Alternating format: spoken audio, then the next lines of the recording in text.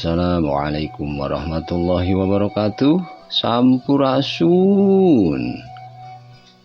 Dulur dangu di mana be ayana, alhamdulillah didanget ieu emang tiasa nepungan deui dulur dangu. Saparantosna kamari ngupload tos henteu deui bae. Di acara anu dipikadeudeuh ku urang sadaya dongeng Sunda di tepasna dongeng Mang Otong channel. Mang miharep di ieu tepas urang tiasa ngaraketkeun silaturahmi oge paduduluran urang sinareng urang siling duakeun mugia urang sadaya aya dina panangtayungan Gusti nu welas asih. Hate dipasihan kasabaran, kaikhlasan, kangge tumarima tina sadaya nikmat, oge tina sagala ujian anu kedah dilakonan di alam dunia. Mugia sadayana eta janten jalan pikeun urang milarian bekel kanggo di alam salajengna. Amin ya robbal alamin.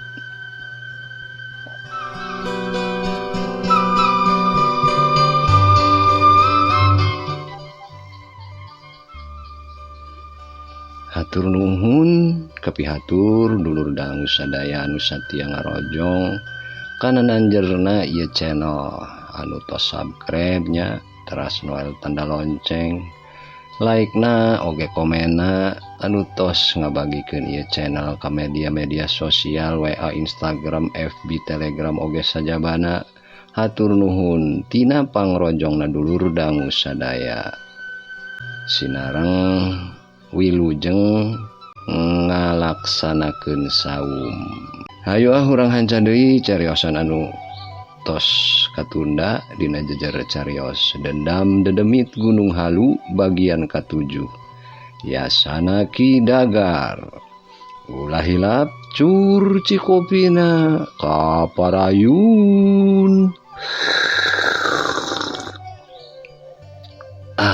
Hai tot.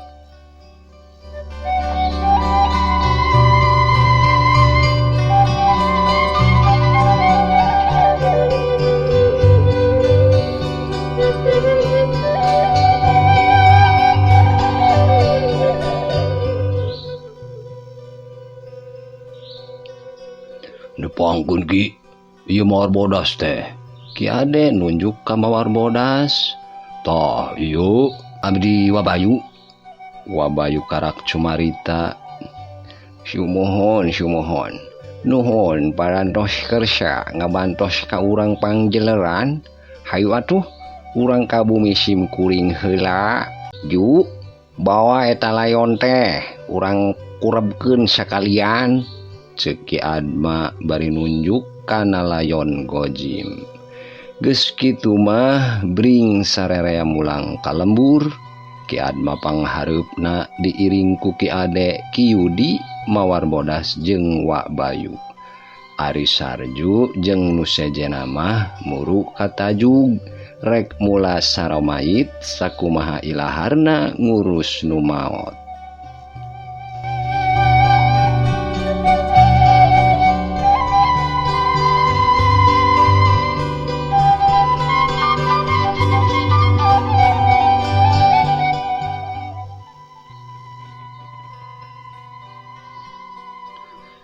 Tepati lila srog rombongan Ki Adma jeung Ki Ade sababatur tepi ka hareup imah Ki Adma.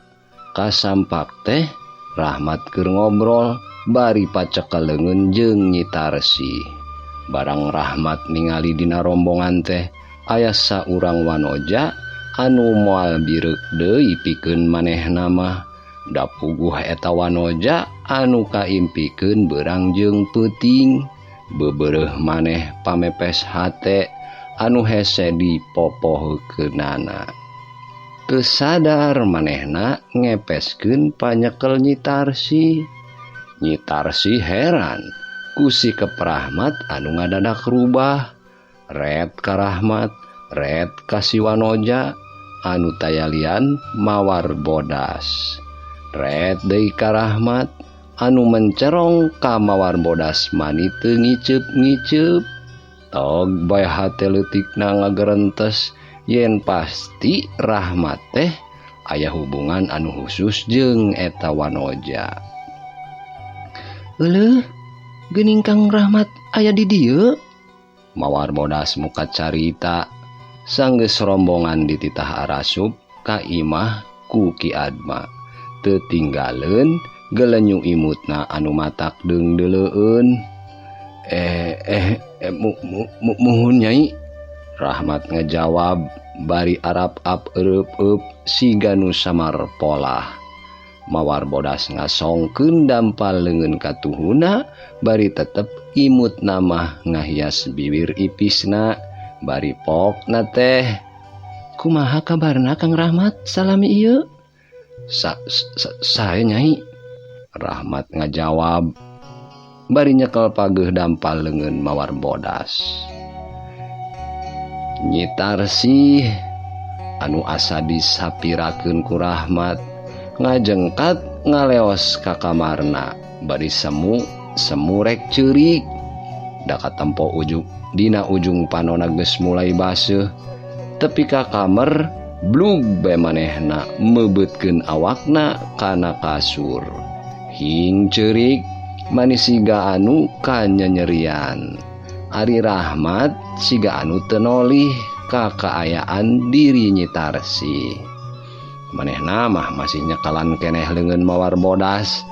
Bungah aya, era aya, panggih jeung mawar bodas teh. Bungahna nyapuguh sanajan enya Nyi Tarsih mah narima kana cintana, tapi hatena mah keukeuh teu bisa dibangbalerkeun. Tetep masket kanu geulis buah hate kembang soca mawar bodas gunung burangrang. Ari erana puguh dates sirikna kapergok pisan keur otel jeung Nyi Tarsih. Pikirna sieun mawar bodas beuki ngajauhan ka dirina. Mat, geus heula tuh ngobrolna di jero, dan usono teh lain Rahmat hungkul. Kami ge sono ka mawar bodas teh. Ieu kopi panas na yeuh jeung goreng ulen. Ceuk Ki Ade bari gugupai ti jero imah. Rahmat ngaleupaskeun leungeun mawar sanajan bari kapaksa. Da kahayang mah rek dikeukeuweuk weh moal arek diuculkeun. Sup dua anana ka tengah imah sarerea geus ngariung bari geus aya cikopi jeung goreng ulen masih panas. Bitini anu hideng nyadiakeun kopi jeung goreng ulen teh, dan Nyi Tarsih mah ngadon ngaringkeb maneh di kamar. Yo ngatuh hengkun hari ta hihaeng aduh hanas ceuk Ki Ade bahasana teu pati jelas. Da bari nahan panas goreng ulen anu nyocok dina bahamna. Manggeus Ade, ari dahar tong bari ngomong tepuguh kadengena oge deuleu. Tembal Ki Yudi bari kop kana gelas kopina tuluy regot diinum. Inaing hokhihu Ki Ade teu tarima digebes kitu teh. Bari leungeun ka tuhuna mah ngodomang deui kana goreng ulen. Ayeuna mah sakali nyempal teh 3 siki langsung dihuapkeun di gayem cacamuilan. Kieu Neng, Bapak sareng Ki Ade milarian Neng ka ditu ka dieu teh maksudna mah barabat. Ki Yudi nyaritakeun dongengna ngeunaan guru Ki Buyut nyaeta Ki Mastani atawa dedemik Gunung Halu anu hayang malespati ka mawar bodas. Tah, kitu caritana teh Neng. Ki Yudi mungkas caritana. Puguh abdi ge hampir-hampiran tiwas ku daeng kalegata. Manehna guruna Karim tilas anak buah Payudi teh. Derok-dok atuh mawar bodas ge medar lalakona. Har geuning si daeng teh tos nyelakakeun nyai. Mun apal kitu mah harita sakalian dipodaran ku engkang. Rahmat ngeupelkeun peureupna. Bangunna mah kahudang deui ambekna kadaeng kalegata. Kadituna mah atuh obrolan teh ngaler ngidul ngaguar luang jeung pangalaman masing-masing. Sakapeungting cakakak siling gonjak nyacapkeun ka sono.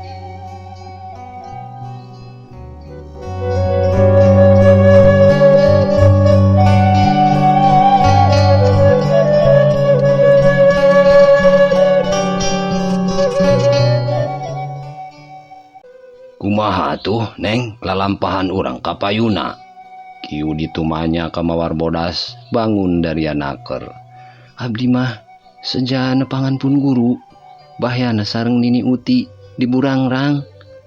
Bari jajab Wak Bayu anu aya kaperyogian ka pun guru, jawab Mawar Bodas.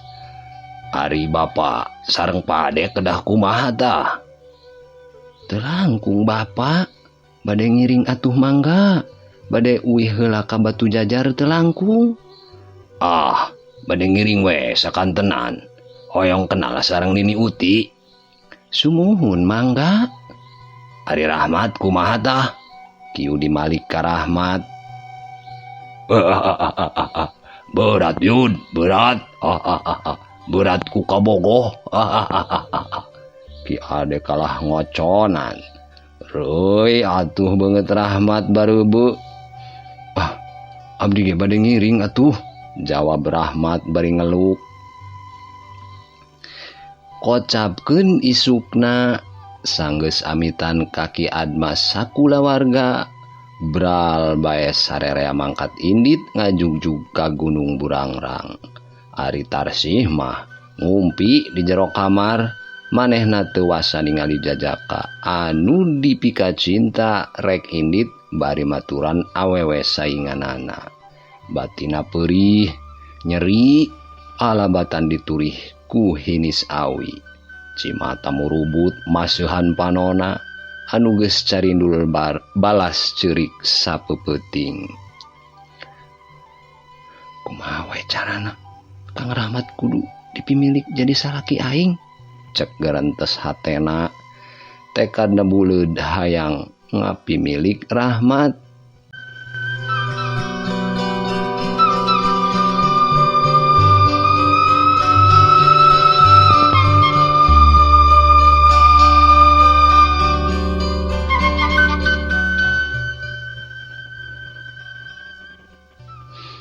Cak dulur dangu urang tunda heula lalampahan Mawar Bodas sababatur. Oge nyi Tarsih anu raheut hatena. Urang caritakeun lalakon sejena. Di hiji mumunggang pasir di wewengkon Sindang Kerta. Aya hiji padepokan silat nu katelahna padepokan Saptarengga. Sore harita saurang Jajaka kerhut het ngalatih ilmu bela dirina. Awakna geus juuh ku kesang, sabab geus rada lila manehna ngalatih jurus-jurusna. Eta Jajaka teh salah sahiji murid Bahwirat Aji anu jadi pamingpin di eta padepokan, minangka murid kasayangan. Da budakna calakan gampang kana nyerep pangajar ti guruna. Man, Rohiman, eureun heula man. Saurang lalaki umur 40 tahunan gugupai ka eta Jajaka. Geuning aya Amang, iraha dongkap Mang, tembal si Jajaka anu katelah Rohiman bari nyolongkrong munjungan. Cikeneh man, aya beja penting anu kudu ditepikeun ieu teh, tembal eta lalaki. Aya naon Mang? Geuning bangun penting. Kieu ieu teh jalu ngeunaan Bapa Hidep Ki Maman Wijaya anu ngaleungit sababaraha taun ka tukang. Emang teh geus manggihan raratanana. Bapa Hidep teh dipergasa deungeun. Kuburan aya di Pasir Ucing. Saha nu mergasana Mang? Rohiman megat kalimah mamangna. Sabar jalu, numergasana teh katelah nama Warbodas. Hiji jawara awewe anu teuing dumukna mah di mana. Mamang ge teu apal nepi ka belah dinya. Ngadenge kitu Rohiman rubah paromana. Beungeut euceuy buru beureum. Matana melotot bari huntuna kekerot nahan kaambek.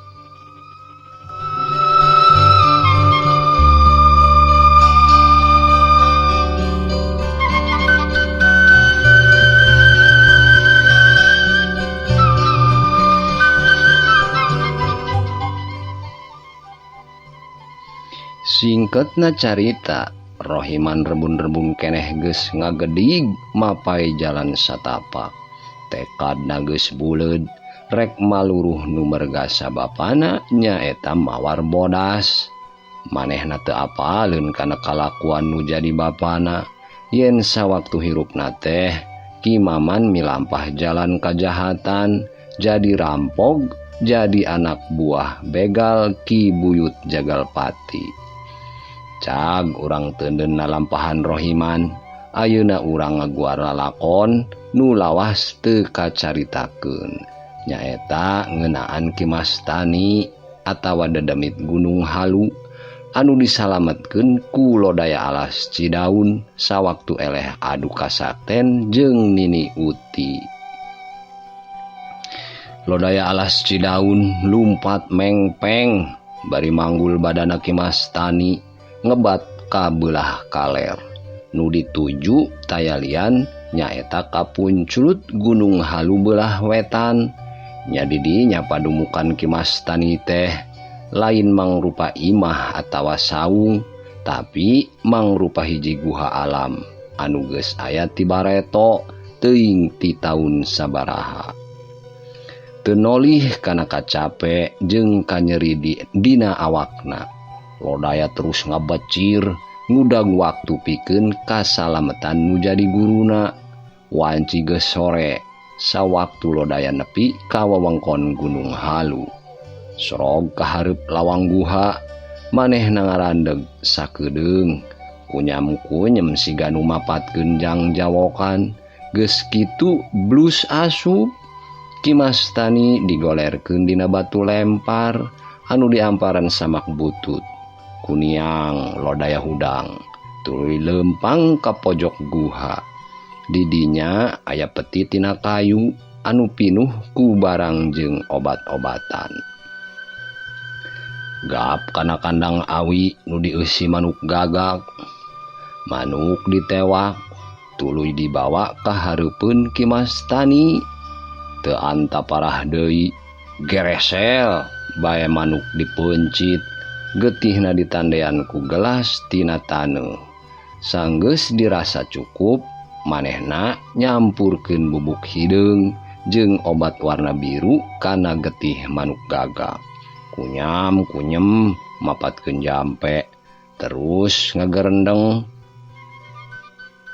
Pun sapun kasang lumuhun Mbah Jambrong pupujaning kaula sadaya. Iki getih-getih gagak ireng nggo warasakeun Ki Mastani jaluk widilan ijabae lar gagak kari satunggak lir iwir kari sapancir waras jati mulia waluya. Ki Mastani disangkeh ku leungeun kencang Lodaya. Leungeun katuhuna ngasongkeun gelas kana bibir Ki Mastani. Najan bari hararese akhirna mah getih manuk beak satengahna. Sesana dibalurkeun kana tatu anu dileungeun Ki Mastani jeung bagian awak anu lainna. Dadak sakala Ki Mastani hudang diuk bari gigisik siga anu hudang sare. Kumaha Ki Guru? Lodaya geuwat nanya ka guruna. Salamat Lodaya, nuhun maneh geus nyulungan. Hampir-hampiran euy. Nasaha eta nini sakti teh nya? Teu apal abdi ge Ki Guru, ceuk Lodaya bari gogodeg. Keun ke puting rek rekes ka Kanjeng Sinuhun. Ayeuna tunggas maneh siapkeun sagala kaperluan pikeun ngondang Sinuhun ka dieu. Kimastani marentah bari pepetak. Ari lodaya ukur unggek bari gancang ngaleos keluar ti guha.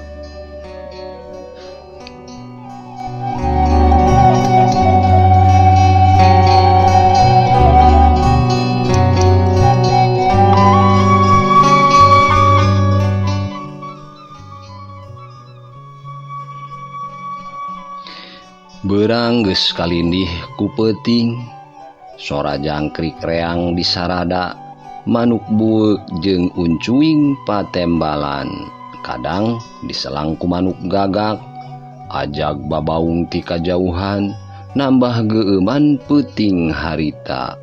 Di jero guha, Kimastani geus menoko, nyang hareupan parupuyan anu haseupna ngelun kaluhur.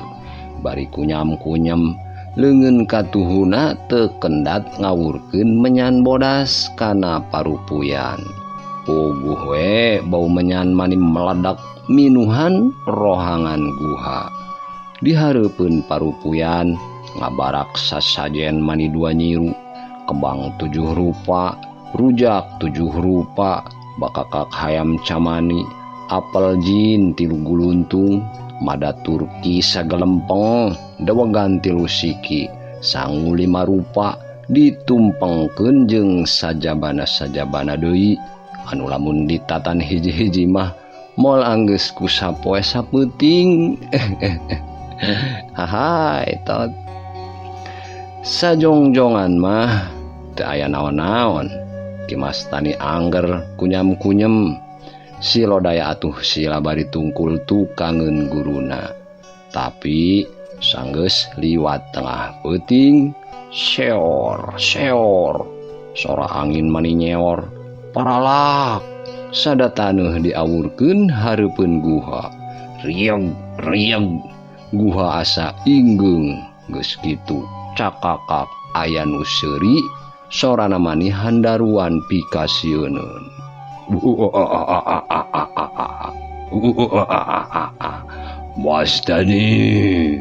Mastani, aya naon silai ngondang kaula? Ampun paralun sinuhun sembaheun abdi. Hapunten parantos ngaganggu ka Kanjeng Sinuhun. Kituna teh Kimastani bari cadok nyembah, kawas ngahadep ka raja bae.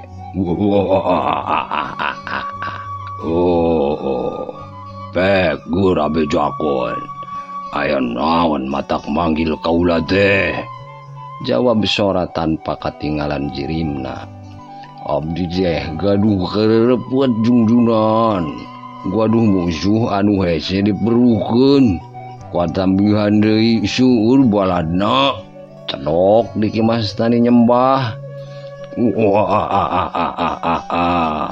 Dasar bodoh sia mah. Tiba heula dibere ilmu jampe pamake ku kaula, masih keneh eleh. Rumaos jisim abdi bodoh jungjunan. Oh gaduh, ku kaula andika bakal dibere ajimat mangrupa batu ali. Batu eta ngaranna si Badar Wesi. Kasiatna andika moal teurak ku teunggulan. Ku kasakten batur oge moal mempan ku pakarang. Mun dipake nonggol musuh bakal rubuh sapisan. Peladu haseup ipis timbul di hareupeun Kimastani. Lila-lila ngabadagan, ngarubah jirim jadi hiji lalaki jangkung badag, buukna bodas sacangkeng, janggotna oge ngagebae panjang sabujal, sorot matana beureum sinaran, aya sihung kaluar tina sela bibirna. Yo, tarima Mastani. Eta jirim teh ngasongkeun leungeun katuhuna anu ngeupel. Song Kimastani ngasongkeun dua leungeunna, namprak nampanan eta ajimat tea. Geus nampanan eta cincin batu ali badarwasi ti Embah Jambrong. Cong bae Kimas tani nyembah diturutan ku lodaya alas Cidaun.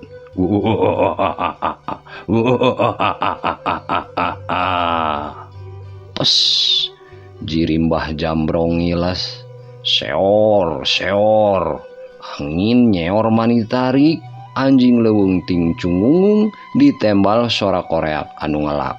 Kaayaan di eta guha balik deui ka asal di luar oge simpe.